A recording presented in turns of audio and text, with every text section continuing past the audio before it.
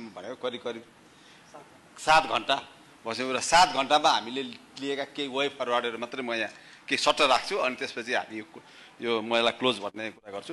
2 दिन अगाडि यो अहिले हामीले पेश गरेको मिथ्याङ्क होइन, यो तथ्याङ्क नै हो।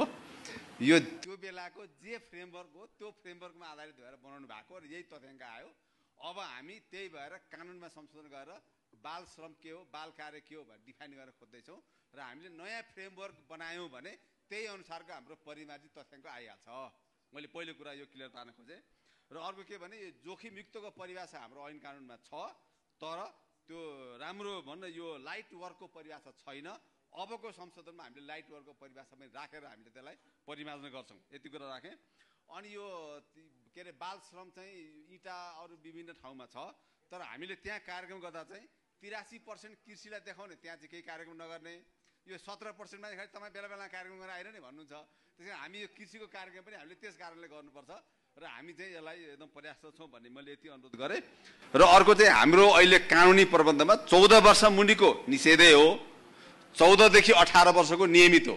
पहिलो यो हामीले अहिले कानुनले यही भन्छ। त्यस कारणले यति उति भन्ने कुनै कन्फ्युजन छैन। 14 वर्ष मुनिको जुनसुकै लेभलको काम गरे पनि अहिले हामीले त्यसलाई निषेधै भनेका छौँ।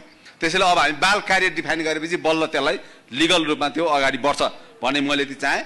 र यो काम सङ्घीय सरकारको मात्रै हुँदैन। त्यसैले आज हामी सङ्घ, प्रदेश र स्थानीय सबै तहको सरकार बसेर हामी यहाँ छलफल गरिरहेका छौँ र सबैको सहकार्य आवश्यक छ भन्ने कुरा राखेँ। र अर्को यो बाल बालिकाको यो पुनर्स्थापना पुनःउद्धारको कुरा एकदम महत्त्वपूर्ण छ। हामीले कतिपय ठाउँमा बाल श्रम भनेर उद्धार गरेर ल्यायौँ, अब उसलाई कहाँ राख्ने भन्ने समस्या पर्यो। उद्धार गृहहरू छैन। त्यस कारण हामीले उद्धार गृहको काम पनि गर्नुपर्छ भने चाहिँ आगामी दिनमा हामीले धेरै काम गर्नुपर्नेछ।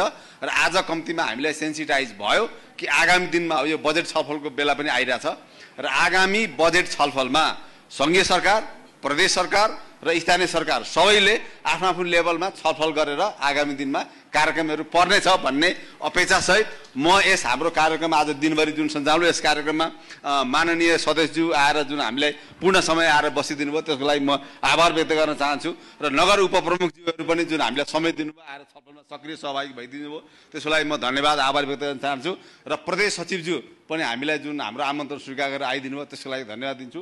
र एफएओ जुन यो सारा कार्यक्रमहरू आयोजना गरेका छ, हाम्रो बिहान उच्च तहका पदाधिकारीज्यूहरू आउनुभएको थियो, उहाँहरूलाई पनि म आभार धन्यवाद दिन चाहन्छु। र हाम्रो कार्यक्रम हामी सँगसँगै लागेर आइएलओका साथीहरू हामी सँगसँगै हुनुहुन्छ, हरेक टिममा हामी सँगसँगै काम गर्छौँ। अब फेरि हामी आइएलओको त अर्को फेरि कार्यक्रम फेरि गरौँला, हामी त्यो बेला फेरि छलफल गर्छौँ। र हामी सारा मन्त्रालय विभाग हाम्रो यो सबै सरकारवाला सबैलाई मैले यो मन्त्रालयको तर्फबाट आभार धन्यवाद व्यक्त गर्दै अब आज यो हामी 7 घण्टाको दिनभरिको बसाइ र आजको यो कार्यक्रम